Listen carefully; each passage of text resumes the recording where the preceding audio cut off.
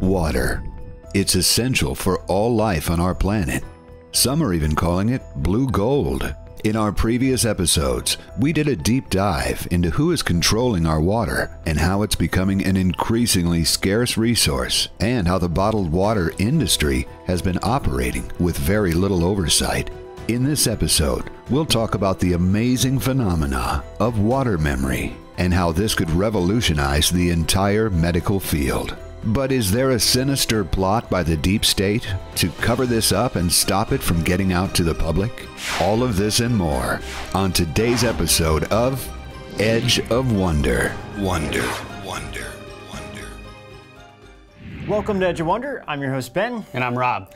Water is one, if not the most important resource on our planet. I mean, without water, we would all die. This is why some people are now referring to water as blue gold. On our last two episodes, we went in depth on the water crisis, bottled water, and who really owns water. On this episode, we are going to talk about what water memory is and how water may in fact be one of the most amazing elements that exist on our planet, one in which we all take for granted. Also, after our series on the deep state, we realized that water plays a part in this sinister plot, just like everything else. But we'll get into this later on in the episode. So let's dive into it. Jacques Benveniste, who was head of the INSERM's Unit 200 directed at immunology, allergy, and inflammation, was the first person to discover that water has memory. His work in the 80s was based on the homeopathic medicine concept of dilution increases potency, which made homeopathic medicine more mainstream. The concept is when you dilute medicine, it actually has more of an effect on the body because it activates your own immune system while bringing you less side effects. Benveniste wasn't really interested in the aspect of water memory at all. It wasn't until he discovered this by accident. He started to experiment, and they took an anti-serum or antibodies to test people's blood for allergies. Homeopathic medicine used water to dilute substances, followed by vigorous shaking of the vials, in which it is believed energizes the water. So he used 20 vials of water, and each one was diluted by a factor of 10. The second dilution was 100 times weaker, and by the 20th time, it would be the same, which was almost like putting a drop in the ocean.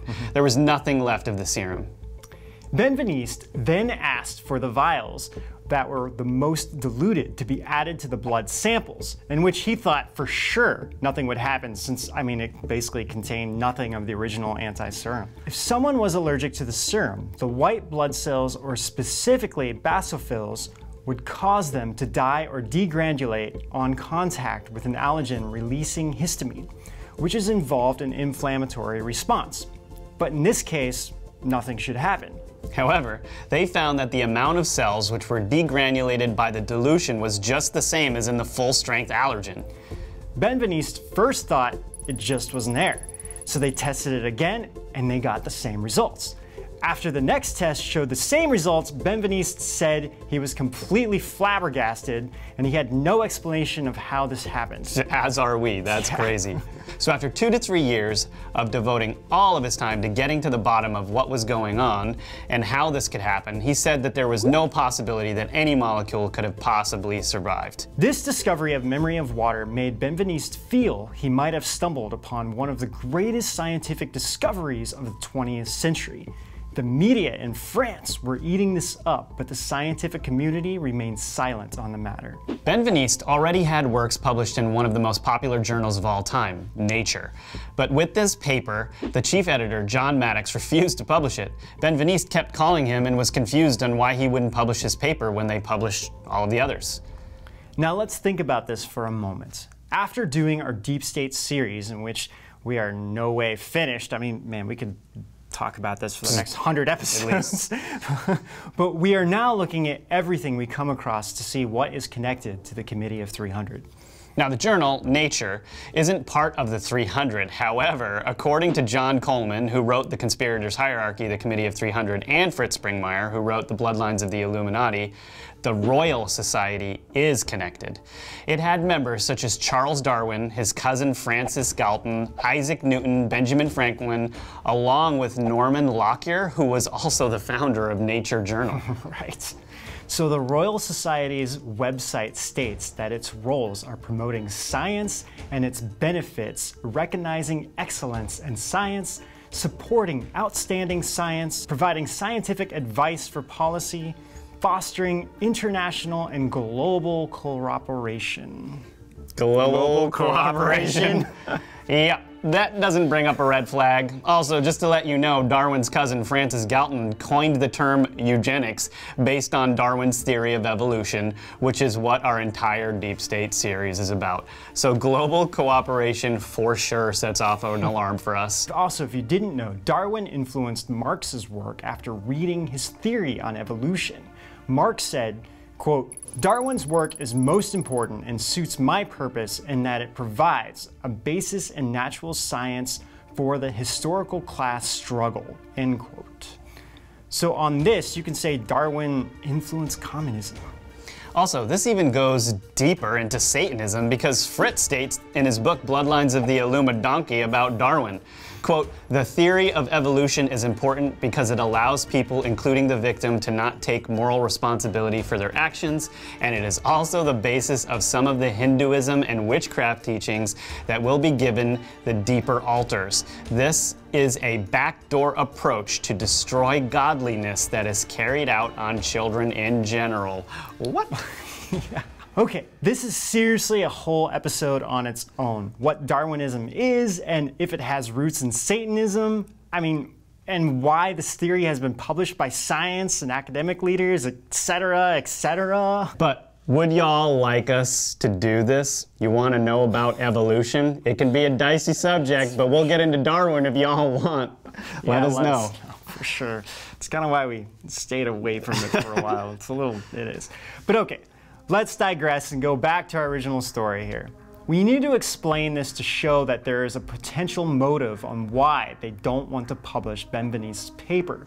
So if they are the Cabal here, then this makes perfect sense. Benveniste's work was challenging the entire plan of pyramid structure. Imagine you can be healed of an illness without even taking medicine. Yeah, these Illuminati wouldn't stand for it. Finally, the editor of Nature at the time, John Maddox, finally agreed to publish it.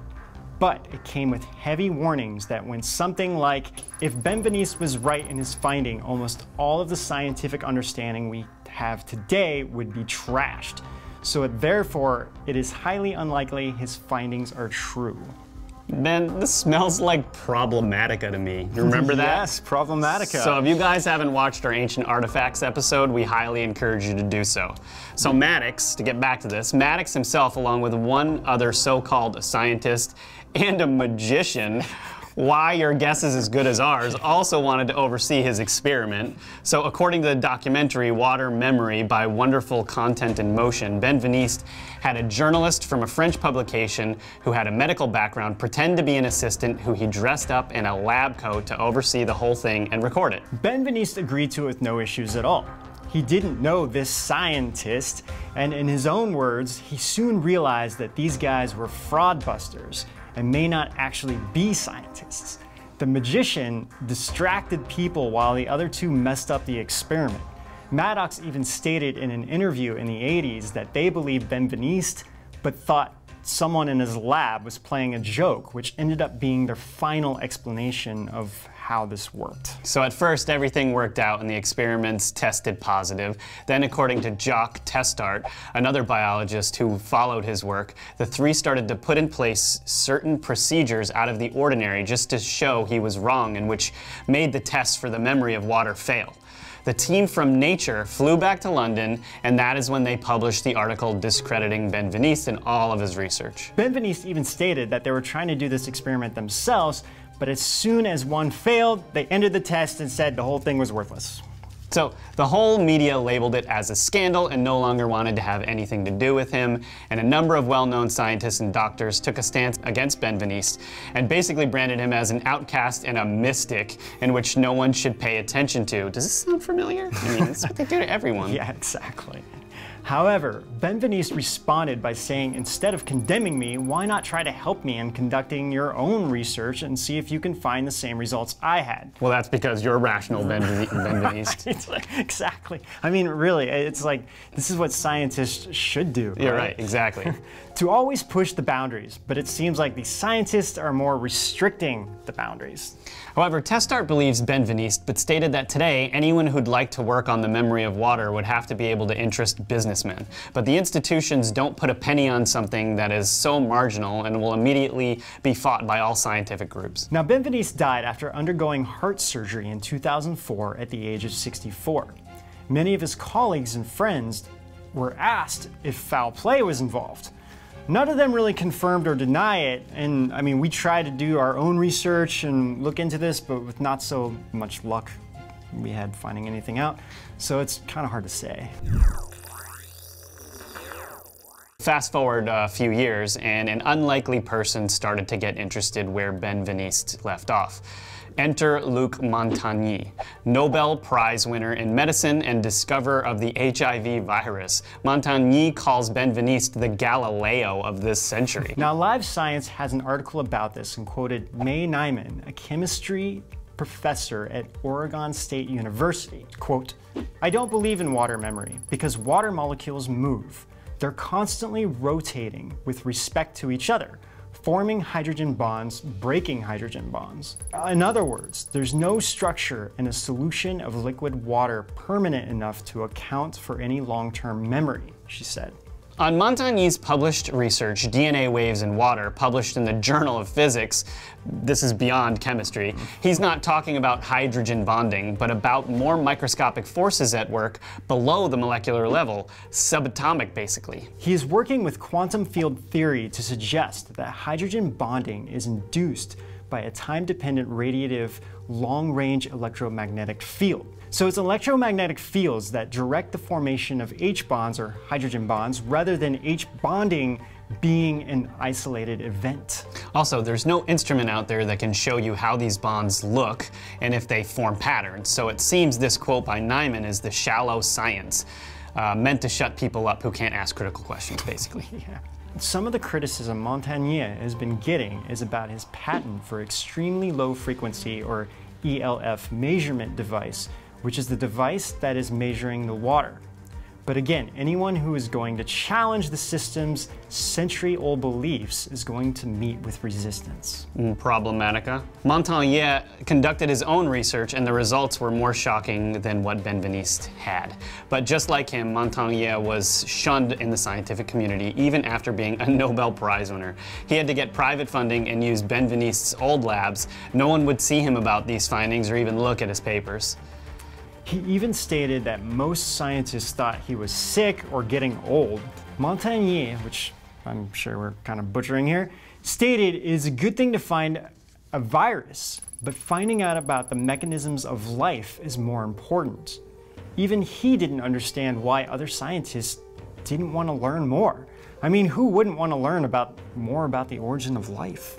So he used the HIV virus, which practically had 0 DNA left in the tube, but just enough to measure the EM signals, which I believe is electromagnetic signals, right?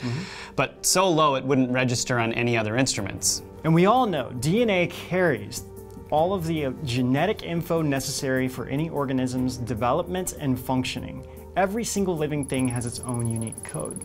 So in this experiment, he wanted to see if the water could remember the DNA from memory. Montagnier did a pretty much the same exact experiment as Benveniste, diluting the virus till it was about just a drop in the ocean. They would put 1 molecule in water, then remove it by diluting it. It is such a minuscule amount. Only 2 nanograms was used as the base, which is 1/100000th of a gram. By the time they finished, not a single DNA molecule remained. So they recorded each tube's EM, or electromagnetic field, and then from that created a digital code like a computer file, kind of like you would do for sound. Now, really these tubes only contained water, so I mean really, how in the world would this ever work, right? Right. Well, 2 out of the 10 tubes, the computer picked up 2 signals coming from them that were in contact with the DNA. Now, classical physics would say it would be impossible for water to carry any signals, so what does this mean? The highly diluted DNA water has retained a memory of the original DNA traces, and it returns them under the form of EM signals. Now, classical biology and physics had never considered this, nor would they even think about it, and probably just reject it anyway. Yeah, they even sent the DNA code via the internet to a few thousand miles away to see if they can rebuild the original DNA strand. So in Italy, they played it back in the form of music in a pure vial of water for about an hour, and lo and behold, the vial of that water was able to rebuild the original DNA strand, even without the original source. I mean, this is like trying to make a copy of a CD without even having the CD. So, I mean, with only the frequency pattern of it. So, I mean, really, this is like we could recreate any document without having the original document. Like, that's what this is. Yeah, like recreating anything you wanted. Yeah. So you guys are probably wondering, what does this all mean? Yeah. Well, imagine you can heal your body by playing a frequency of a healthy person's DNA to a person who is ill, or using the frequency of medicine instead of actually giving the person drugs, or using this to kill cancer or a tumor. Nikola Tesla even said, quote, "If you want to find the secrets of the universe, think in terms of energy, frequency, and vibration," unquote. So in Chinese, the character for medicine also has the character for music inside of it, because they always believed that music could heal people. So obviously the ancient Chinese were for sure onto something here. It seems like we are always digressing instead of progressing in society. Yeah, and in Buddhism as well, it's said that everything is made up of water, that if you were to break down or find what the original matter is, you'd find water. So there are some stories of monks having superpowers to crush rocks with their hands and actually extracting water from it. So just imagine how much this would change our society, and from what we know from the deep state, I mean, anyone could do this. With the right vibrational frequency, you could aim it at cancer or something and make it disappear. This is why we believe this isn't getting the attention it should be getting. Our so-called scientific experts have set these axioms in society, and anyone who tries to go outside of those is labeled as a heretic and a fool. But it isn't because it is just some mumbo jumbo. It is because they must know the truth and know they can't make any money from this or maintain their system of control. Let's go into water formation. So, in our Saturn video, we mentioned the work of Dr. Masaru Emoto, who wrote The Message from Water. Most people are familiar with it, but he exposed water samples to various emotional stimuli, music, words in several languages representing both positive and negative emotions. He found that when water samples were frozen, those that had been exposed to positive human intentions formed beautiful crystals, while those exposed to negative human intentions formed distorted and ugly crystals. Stanford University professor Emeritus William A. Tiller said on his website that he and his research team, quote, have repeatedly been able to change the acid-alkaline base pH in a vessel of water either up or down without adding chemicals to the water, merely by creating an intention to do so. Sounds like some solid research. Also, physicist Dr. Chung Liu Jia told Pure Insight website, quote, "If we always keep kind thoughts, we will purify our own body and thus become beautiful and healthy. If we always keep kind thoughts, we will also purify the environment and people around us. Our kind thoughts can improve everything in this world.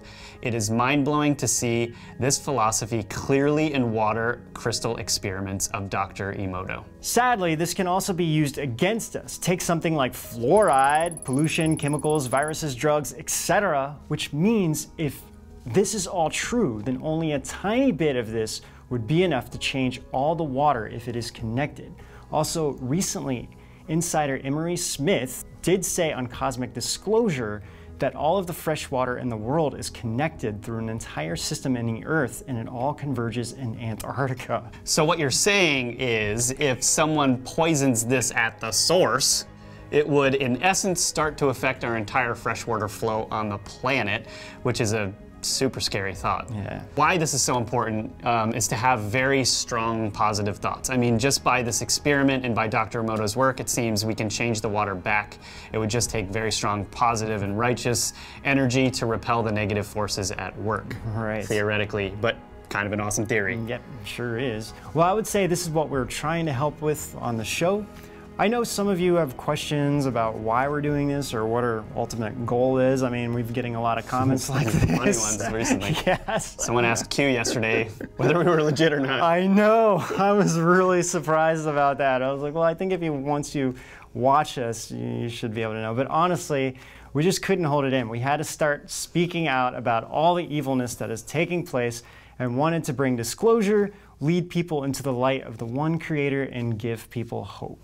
And boy, let me tell you all, we are just getting started. There is so much more we want to expose, and it does get pretty dark and ugly, but it really needs to come out. I mean, even if a portion of the population were to focus on positive energy and feel happy and release their negative emotions, it's possible like a lot of this evil stuff just wouldn't exist anymore. Yeah, right? really. You know, I was thinking about this, and you know, there's a lot of back and forth these days about vaccines and whether they're good or not. But if you think about it, the vaccine's carrying the virus, right? You're injecting it into yourself, and your blood is basically a variation of a type of water, like your body system's water flow. That's true. I mean, it's not gonna forget, right? Like, think about it. That's super scary. And then everyone's out there just like, it's like, you have to get vaccines. Well, that's something we haven't even gotten into yet. And you think the deep state doesn't know about this vibrational stuff? Yeah, they know, and they have the technology, and they can turn it on anytime, and then what happens to people? And this is why we really believe that they're trying to silence this, for sure. Exactly. And I mean, dams is a whole other thing that we didn't even get into, because there's a lot of people that believe that the fresh water flow is kind of like the blood circulation of the earth, and when you cut that in half, it's like cutting your circulation. Yeah, no, for sure. And it's causing all kinds of problems of this world. But we wanted to get into that in this episode, but it's a little too much. So water is a way bigger topic than Ben and I thought when we first started researching. That's why we've done 3 episodes, and we didn't even do fluoride. We could do this dam thing, but there's so many other things that we want to get to that maybe we'll put this off to the side for right now and come back to it later. So anyway, we're gonna stop bothering y'all, but don't forget to comment and subscribe and hit the notification bell. And until then, we'll see you out on the edge of Problematica. Directed at immunology, allergy,